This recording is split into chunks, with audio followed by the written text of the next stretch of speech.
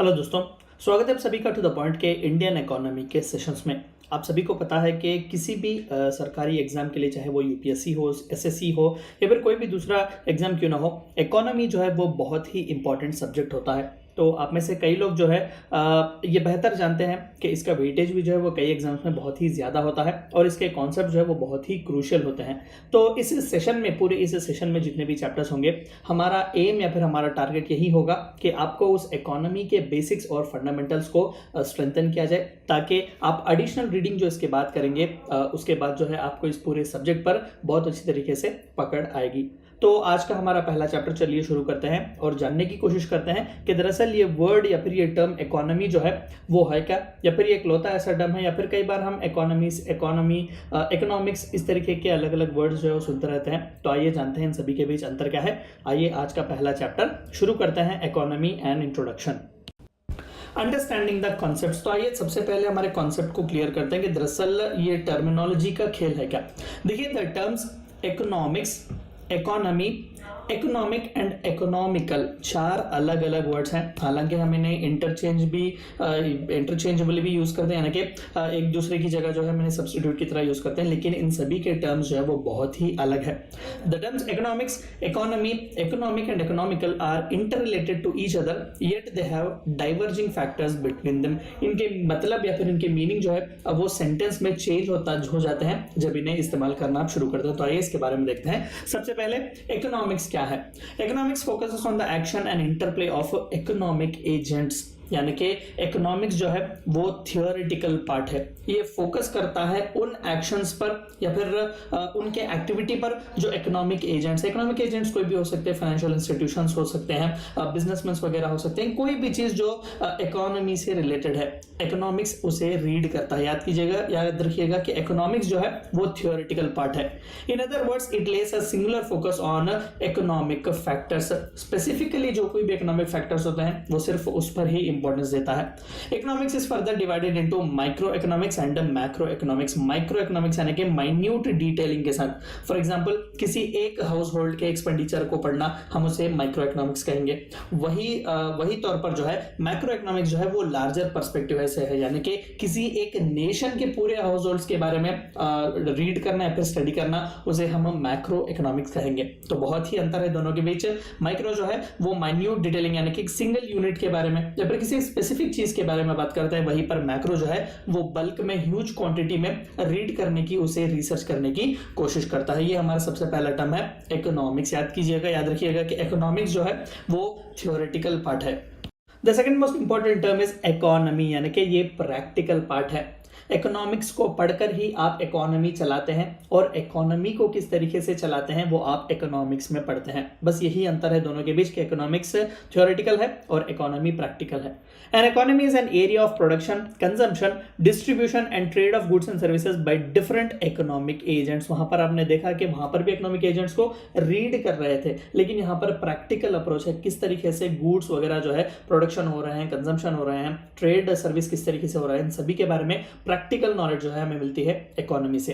It is a social domain that place stress, practice and discourse associated with the production and management of the resources. In real life किस तरीके से जो scarce resources हैं, हम आगे के slides में दरअसल ओरिजिनल डेफिनेशन क्या है इकोनॉमी का उसके बारे में बात करेंगे। तो स्केर्स जो रिसोर्सेज हैं किस तरीके से उन्हें मैनेज किया जा रहा है ताकि सही तौर पर सप्लाई और डिमांड को मेंटेन किया जाए, यही जो है वो इकोनॉमी है। तीसरा सबसे इंपॉर्टेंट टर्म जो है वो है इकोनॉमिक। देखिए, दोनों इंपॉर्टेंट है, इकोनॉमिक्स और इकोनॉमी। इन्हीं के बाद ही जो है इकोनॉमिक हमें देखने को मिलता है। The word economic is used to denote any action or object which is relatively profitable to the party involve. आप एक वर्ब की तरह भी इसे देख सकते हैं कि भाई कोई स्पेसिफिक कोर्स अगर मैं ले लूँ तो वो मेरे लिए बहुत ही इकोनॉमिक होगा, यानी कि वो प्रॉफिटेबल होगा, यानी कि एक टर्म है जो डिनोट करता है कि आपको कोई प्रॉफिट मिलेगा। कोई भी पार्टी जो उसमें इन्वॉल्व है, अगर उसे किसी भी तरीके का प्रॉफिट आ रहा है या फिर किसी भी एक्शन की वजह से उसे कोई भी सरप्लस मिल रहा है, तो उसे इकोनॉमिक कहेंगे। It is also used where there is any form of transaction, monetary और अदरवाइज इज इन्वॉल्व। कई बार मनी जहां पर भी इन्वॉल्व होता है हम उसे इकोनॉमिक ट्रांसैक्शन भी कहते हैं। हम उसे इकोनॉमिक्स ट्रांसैक्शन या फिर इकोनॉमिक ट्रांसैक्शन नहीं कहते, हम उसे इकोनॉमिक ट्रांसैक्शन कहते हैं। तो जहां कहीं पर भी मॉनिटरी टर्म्स में कोई ट्रांसैक्शन हो रहा है तो उसे इकोनॉमिक ट्रांसैक्शन भी कहा जाएगा। So this is the third term. चौथा और आखिरी टर्म जो है वो है इकोनॉमिकल।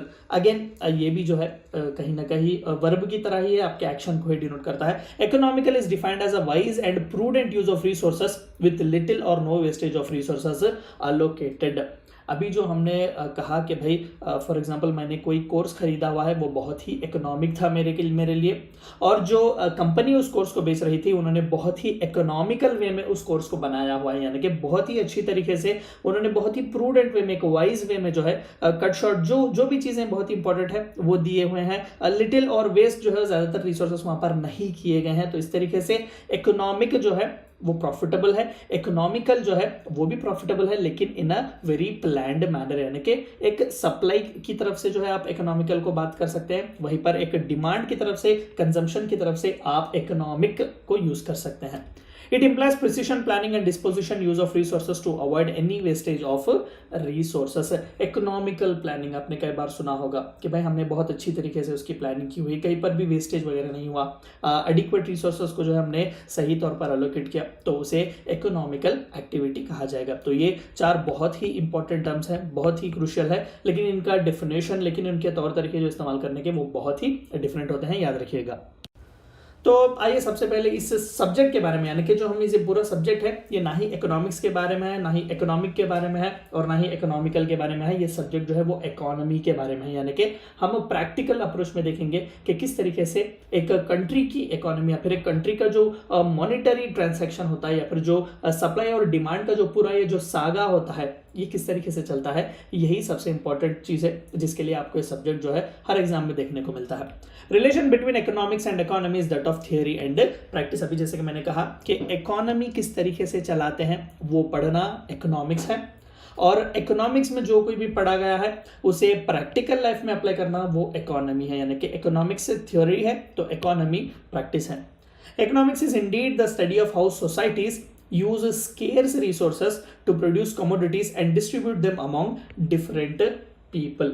यानी कि यहाँ पर बाकी के दो टर्म्स का भी इस्तेमाल किया जा रहा है, जैसे कि इकोनॉमिकल एंड इकोनॉमिक, दोनों तरफ से ही सप्लाई और डिमांड दोनों भी सही तौर पर हो। देखिए इकोनॉमिक्स जो है ये एक स्टडी है, ये एक लहजा है, ये एक पढ़ाई है कि किस तरीके से सोसाइटीज, अलग अलग जो कंट्रीज हैं, अलग अलग जो नेशंस है, वो अपने स्केर्स रिसोर्सेस को, स्केर्स यानी कि जो कम है, रिसोर्सेस कम ही होते हैं हमेशा, ऐसा तो नहीं कि कहीं पर आपने सुना हो कि किसी भी नेशन ने जो है जितने चाहे उतने नोट्स प्रिंट किए हो और पॉवर्टी को जो है पूरी तरीके से उन्होंने एरेडिकेट किया हो, ऐसा तो नहीं कर सकते, क्योंकि फाइनेंशियली उनकी इकोनॉमी कोलैप्स हो जाएगी, यानी कि वहाँ पर मनी जो है वो स्केर्स रिसोर्सेस है। तो इस तरीके से जो स्केर्स रिसोर्सेस हैं, हर सोसाइटी या फिर अलग अलग सोसाइटीज उन्हें किस तरीके से इस्तेमाल कर रहे हैं ताकि कमोडिटीज को प्रोड्यूस किया जाए, और उन्हें जो सोसाइटी में जीने वाले जो पीपल हैं उनके बीच किस तरीके से इफेक्टिवली डिस्ट्रीब्यूट किया जाए। तो इसी पढ़ाई को, इसी ऑब्जर्वेशन को हम इकोनॉमिक्स कहेंगे।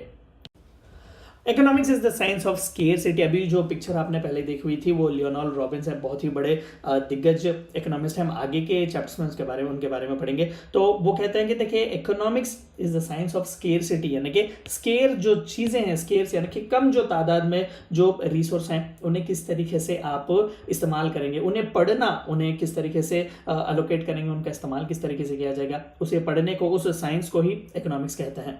एंड अगेन एडम स्मिथ इन्हें फादर ऑफ इकोनॉमिक्स भी कहा जाता है। आप यहाँ पर पिक्चर देख सकते हैं। हम आगे के चैप्टर्स में इनके बारे में पढ़ेंगे, इनके थ्योरीज वगैरह के बारे में भी पढ़ेंगे। ये स्कॉटिश इकोनॉमिस्ट हैं, बहुत ही इंपॉर्टेंट क्रूशियल पर्सन है। तो इनका मानना क्या है कि इकोनॉमिक्स एंड इकोनॉमिस्ट्स, यानी कि इकोनॉमिक्स यानी कि वो जो इकोनॉमिक्स को पढ़ते हैं, economics and economists have common goals, that is searching for possible alternatives for betterment of human life.